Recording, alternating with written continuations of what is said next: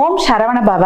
அன்பர்கள் அனைவருக்கும் வணக்கம். நான் ஆதித்ய சோனலட்சுமி பேசுகிறேன். இந்த பதிவு 2024 ஆங்கில புத்தாண்டு சிறப்பு பலன்களை காணவிருக்கிறோம். மேஷராசிக்கு இந்த ஆங்கில புத்தாண்டு எப்படி இருக்கும் அப்படின்னு பார்க்கலாம். மேஷராசி மேன்மையாக இருக்கும் இந்த 2024 அப்படின்னு சொல்லலாம். ஏன்னா கிரக நகர்வுகள் அந்த அளவுக்கு ரொம்ப சிறப்பாக அட்டகாசமாக இருக்குது அப்படின்னு சொல்லலாம். ஏன்னா சனீஸ்வர பகவான் உங்களை பொறுத்த வரைக்கும் 10-11 உடையவர். அவர் பாத்தீங்கன்னா நம்மளுக்கு லாபஸ்தானத்துல அமர்ந்துட்டாரு. அது மட்டும் இல்லாம குரு நம்மளுக்கு 1-2 என்ற இடங்கள்ல பயணிக்க போகிறாரு. 12 இருக்கக்கூடிய ராகுவும் 6 இருக்கக்கூடிய கேதுவும் உழைக்க தயாராக, கவலை உனக்கேது அப்படின்னு சொல்றாங்க. மேஷ ராசியை பொறுத்த வரைக்கும் கோபம் வேகம் ரெண்டும் அதிகமா இருக்கக்கூடிய ராசி. இதை அவங்க சிறப்பாக அவங்க முன்னேற்றத்திற்கு பயன்படுத்தி கொள்ளணும். இந்த காலகட்டம் இது வரைக்கும் இருந்த மனக்குழப்பங்கள்லாம் நீங்கிடும். இப்ப உங்களுக்கு தொழில் மேன்மை, வெளிநாட்டு பயணம், வெளிநாட்டுல போய் வேலை செய்யணும் அப்படின்னு உறுதியா இருக்கிறவங்களுக்குலாம் இந்த காலகட்டம் 12 வரக்கூடிய ராகு, அது நீர் ராசியில இருக்கிறது இல்லையா, அதனால இந்த காலகட்டம் பக்கத்து ஸ்டேட்டுக்காவது நீங்க போவீங்க அப்படின்ற ஒரு சூழலை உங்களுக்கு சிறப்பாக அமைச்சு கொடுத்துரும் அப்படின்னு சொல்லலாம். இது வரைக்கும் தொழில லாபமே இல்லை, ஒரு ஸ்திரமான ஒரு தொழில் கிடையாது. ஏன்னா சனி உங்களை பொறுத்த வரைக்கும் பாதகாதிபதியும் கூட. அதனால தொழில் சார்ந்து எப்போ ஒரு பிரச்சனையை சந்திக்கக்கூடியவர்கள் இந்த மேஷ ராசி லக்னக்காரர்கள் அப்படின்னு சொல்லலாம். இந்த காலகட்டம் ஒரு நிலையான ஒரு தொழில் அமைப்பு உங்களுக்கு நிச்சயம் உண்டு. படித்த படிப்புக்கேற்ற வேலை, தொழிலால் லாபம், அதே போல மாணவர்களுக்கு வெளிநாட்டு கல்வி, அதுல நமக்கு பேங்க்ல ஒரு லோன் கிடைக்கிறது.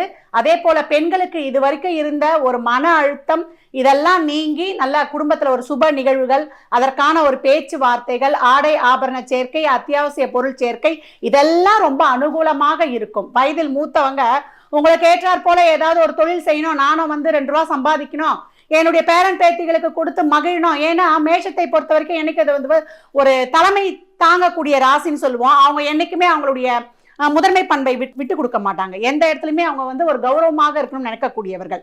இந்த காலகட்டம் வயதில் மூத்தவர்களுக்கு கூட அவங்க கேட்டாற் போல ஒரு தொழில் செய்தால் ரொம்ப நன்மை. இந்த மேஷத்தை பொறுத்த வரைக்கும் இந்த காலகட்டம் கடன் இருந்தா கடன் அடைவது, அதே போல ஒரு நிலபுலன் அமைவது, பழச கொடுத்து புதுசை மாத்துறது, இதெல்லாம் ரொம்ப சிறப்பா இருக்கும். திருமணம் சார்ந்த விஷயங்கள், இது வரைக்கும் திருமணமே நடக்கல, தாமத திருமணம்லாம் இப்ப நடக்கக்கூடிய வாய்ப்பு, விருப்பப்பட்ட திருமணம், இறைவனின் பெருங்கருணைன்னு சொல்லக்கூடிய பெற்றவர்களுடைய ஒரு அனுகூலமும் அவருடைய ஆசீர்வாதமும் இந்த காலகட்டம் கிடைக்கும் அப்படின்னு சொல்லலாம்.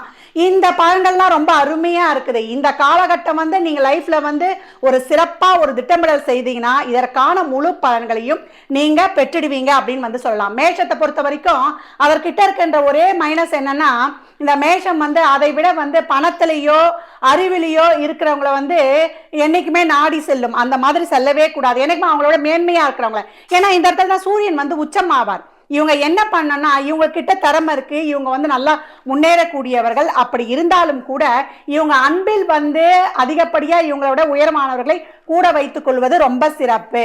ஏன்னா அறிவற்ற அன்பு பெரிதா, அன்பில்லா அறிவு பெரிதா என்ற ஒரு கொஸ்டின் வரும்பொழுது இங்க அன்பில்லா அறிவு நல்லா இருக்காது, அறிவில்லா அன்பு தான் இவங்களுக்கு ரொம்ப சிறப்பாக இருக்கும் அப்படின்னு சொல்லலாம்.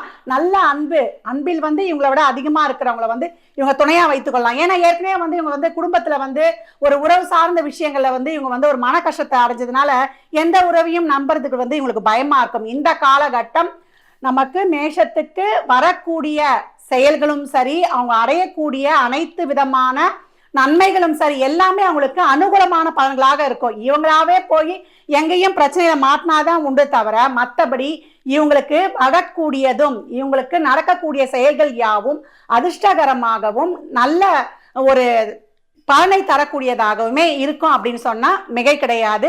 மேஷம் இந்த காலகட்டம் சிறப்பான மேன்மையை பெறும். இவங்க இந்த காலகட்டம் வழிபட வேண்டிய தெய்வம் என்னன்னு கேட்டீங்கன்னா விநாயகர் வழிபாடு வச்சுக்கணும். ஏன்னா 6 கேது இருக்கிறாரு.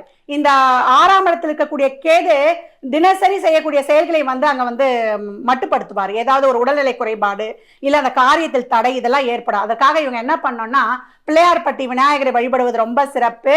அவரை தங்க கவசத்தில் இருக்குமாறு வழிபடும் பொழுது நிறைய அவங்களுக்கு பண வருவாய் உண்டாகும்.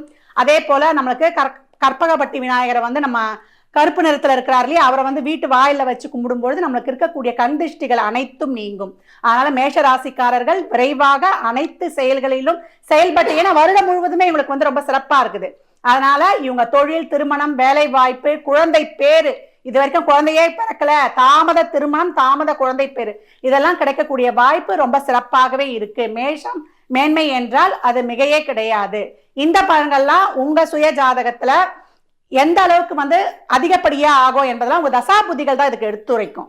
இந்த நடக்கக்கூடிய தசா புத்திகள் உங்களுக்கு பொருளாதாரத்தை அதிகமாக தரப்போகுதா, இல்ல உறவுகள் சார்ந்து உங்களுக்கு மேன்மையை தரப்போகுதா என்பதற்கெல்லாம் உங்க சுய ஜாதகத்தை இன்னும் நம்ம ஆராயும் பொழுது இன்னும் தெளிவாகவே நம்ம பலன்களை எடுத்துக்கொள்ளலாம்.